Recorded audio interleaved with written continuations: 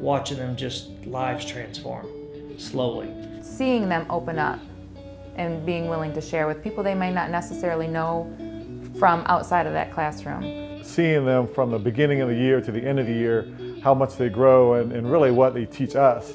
I'm a people person. I love the relational side of the kids. I joke around. There'll be a kid wearing a Saints jersey and I'll start dogging on the team and we start talking smack about football and then the kids come up and play jokes. It's just fun. It's like, you have a relationship with these kids and it starts slow, but after the end of the year, they're like your buddy. And then as they get older and move on in church, you'll just pass them in the hall and like, hey, Mr. Brett. I just love it. I think it's so much fun.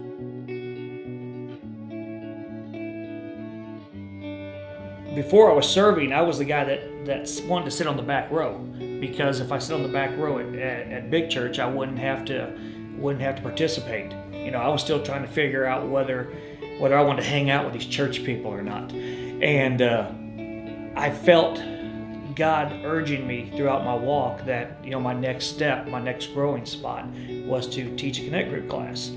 And literally, when I felt that nudge, I did me? God, you're talking to me? And that hit me really, it just hit me right between the eyes. I'm like, okay, I'll give this thing a shot. My excuses would be all of the above. The loudest one was that I was not enough. I just convinced myself that I just do not have time. For me, it was the time commitment, and my kids were young, and I kind of let myself off the hook by saying, I need to take my baby home and give him a nap, and we need to have lunch, and just those kinds of things, just regular life stuff, without realizing that how important and how much it would change even my kids' lives. When we first started coming here, the main reason that we didn't serve, or I didn't serve, is just the unknown, fear of the unknown, and just sort of being selfish and just thinking, somebody else will do it.